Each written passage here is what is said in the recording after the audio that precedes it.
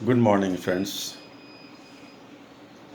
Welcome to the session Beyond Classes. I am Dr. K. Chandra, consultant physician. Beyond Classes कक्षा के परे क्या है? आपकी कक्षा किस लिए है? क्लासेस क्यों हैं? क्लासेस में आप विद्यार्थन करते हैं, आप विद्यार्थी हैं, तो खास तरह की विद्या का अर्जन आप करते हैं। जैसे कि भूगोल में एक भौगोलिक स्थिति का ज्ञान कराया जाता है, इतिहास में कोई कालखंड का ज्ञान कराया जाता है, अंग्रेजी हिंदी ये सब भाषाओं का ज्ञान कराया जाता है, ये सब विद्याएं हैं। लेकिन ज़िंदगी जीने का ज्ञान नहीं दिया जाता है।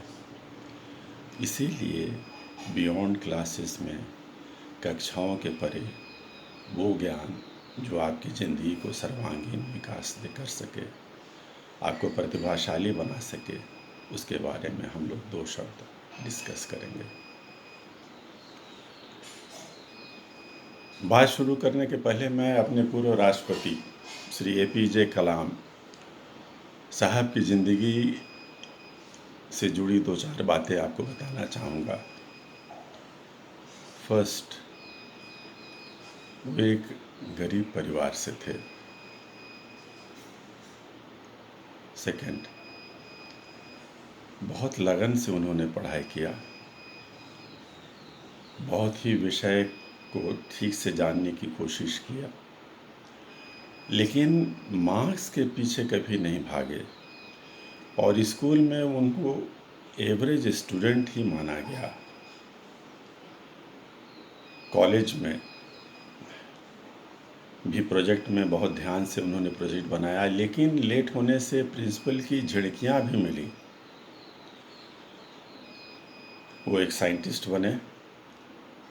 फाइटर पायलट के इंटरव्यू में इनका 9वां स्थान था। पहले 8 का सिलेक्शन हो गया और ये रह गए। उसके बाद में चूँकि ये साइंटिस्ट थे, मिसाइल की तरफ इनका ध्यान गया और मिसाइल बनाने में पूरा अच्छा से योगदान दिया इन्होंने और ये भारत के मिसाइल मैन के नाम से जाने लगे। बहुत ही सादगी भरा इनका जीवन रहा। इनके पिता बचपन में पिता से बहुत प्रभावित थे। पिता इनके इमाम थे मस्जिद के और रोज़ शाम को वो रामेश्वरम के जो पुजारी थे इनके पिता और पास के चर्च के जो पादरी मिलकर अक्सर बातें किया करते थे। तो जो धार्मिक चीज़ों का, जो धार्मिक भावनाओं का आदान प्रदान इन्होंने बचपन से देखा और उसको आत्मसात किया और उसी तरह से सादगी भरा जीवन जिंदगी भर जीते रह गए। वो अमिट छाप जो उनके पिता इनके ऊपर छोड़ दिए थे उसके कारण, और फाइनली ये भारत के राष्ट्रपति के रूप में प्रतिस्थापित हुए। मैंने आपको ये क्यों बताया? ये संदेश क्या देता है? टेक होम मैसेज क्या है? वो ये कि गरीबी पढ़ाई में नहीं माने रखता है। मार्क्स लाने में गरीबी का कोई इम्पोर्टेंस नहीं है ज़िंदगी में ऊपर उठने में। क्लास में मार्क्स लाना बहुत इम्पोर्टेंट नहीं है, आपको विषय का ज्ञान होना बहुत ज़रूरी है। आपको अगर एक मौका चूक जाए तो हतोत्साहित नहीं होना है। ये 9th रैंक लाए, फाइटर पायलट नहीं चुनाएगा। तो हमेशा आशान्वित रहना चाहिए। आपको हैव फेथ इन गॉड, ईश्वर पर पूरा भरोसा रखना चाहिए। अगर एक मौका आपको चूकता है तो उससे बढ़िया मौका ईश्वर आपको देता है, इसलिए ईश्वर पर ज़रूर भरोसा रखिए। और आपको हमेशा ये ध्यान रखना चाहिए कि आप ये जो विद्यार्जन कर रहे हैं उससे आप एक उत्कृष्ट व्यक्ति कैसे बन सकें। आपका अपने प्रति, अपने परिवार के प्रति, अपने समाज के प्रति और अपने देश के प्रति क्या धर्म है, उसको बखूबी कैसे निभाएं। दोस्तों, इसलिए मैंने आपको ये कहानी कही क्योंकि उनका ज़िंदगी एक बहुत ही प्रभावशाली व्यक्तित्व रहा है उनका, एक बहुत ही धार्मिक व्यक्ति रहे हैं वो, और एक बहुत ही सफल व्यक्तित्व उनका रहा है, और ये आप भी कर सकते हैं। सिर्फ आपको मन में ठानने की ज़रूरत है, एक विश्वास आने की ज़रूरत है,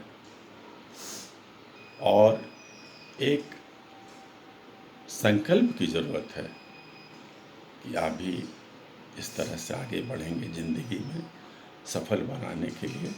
इस तरह से आपको कुछ न कुछ अच्छे व्यक्तित्व, अच्छे इंसान बनने के लिए कुछ और भी क्वालिटीज़ अपनाना होगा।